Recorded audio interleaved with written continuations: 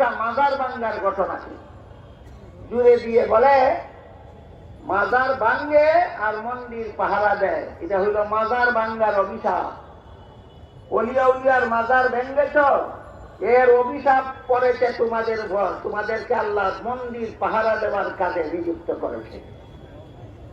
আমি জিজ্ঞাসা করি আপনাদেরকে, মাজার ভাঙ্গার প্রবণতা দেখা দিয়েছিল কোন সনের কোন বিপ্লবের পরে?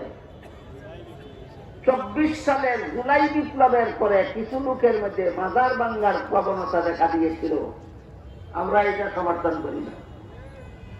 আমাকে এক মঞ্চে লিখিতভাবে প্রশ্ন করা হয়েছিল তখন, মাজার ভাঙ্গার ব্যাপারে আপনি কি বলেন? আমি বলি মাজার ওলিয়া উলিয়াদের পবিত্র স্থান, এখানে জিয়ারত করলে সওয়াব হয়, কাজেই ব্যঙ্গে ফেলার কোনো যুক্তি নাই।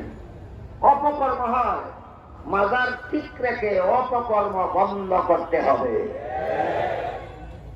এখানে যদি কোনো প্রশাসনের লোক থাকেন, এখানে যদি কোনো সামাজিক নেতা থাকেন, এখানে যদি কোনো রাজনৈতিক দলের প্রভাবশালী নেতা থাকেন, আমি সকলকে জোর হাতে অনুরোধ করে বলবো, পবিত্র মাজারের পবিত্রতা রক্ষার স্বার্থে, পবিত্র মাজারে জিয়ারতের সওয়াব চালু রাখার স্বার্থে এই গন্ডরা মহাপবিত্র উরুস মুবারক নামে যত অপকর্ম বাংলার যত মাজারে চালু করেছে সবগুলি সরকারি ক্ষমতা হইবে বন্ধ করার ব্যবস্থা গ্রহণ করুন।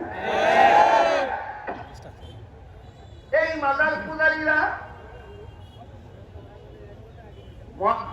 মাজার ভাঙ্গার কারণে অভিশাপ স্বরূপ, মাজার ভাঙ্গার কারণে অভিশাপ স্বরূপ মন্দির পাহারা দেওয়ার অভিশাপের উপর চাপিয়ে দিতে চায়। তাই আমি আপনাদের বলতে চাই, মাজার ভাঙ্গার প্রবণতা দেখা দিয়েছিল 24 সালের জুলাই বিপ্লবের পরে, আর মন্দির পাহারা দেওয়ার প্রয়োজনীয়তা দেখা দিয়েছিল স্বাধীনতার পর থেকে। এদের সাথে এদের সম্পর্ক হইল কোথায়? একটা গল্প আছে, এক লোকের জিজ্ঞাসা করেছিল কেউ, তোমার নাম কি? বলে আমার নাম আব্বাস। প্রশ্নকারী বলে তাহলে তো তুমি আমার মিতা। ওই লোকটা জিজ্ঞাসা করে আমি তোমার মিতা হলাম কিভাবে? আমার নাম তো আব্বাস, তোমার নাম তো আব্বাস নয়, তাইলে তুমি আমার মিতা হলে কিভাবে? কয় আমাদের বাড়িতে আছে একটা গাব গাছ, এই আব্বাসে আর গাব গাছে যেভাবে মিতালি ফাটাইছে তেমনি ভাবে মাজার পূজারীর দল মাজার ভাঙ্গার সাথে মন্দির পাহারা দেওয়ার মিতালি পাঠাইছে।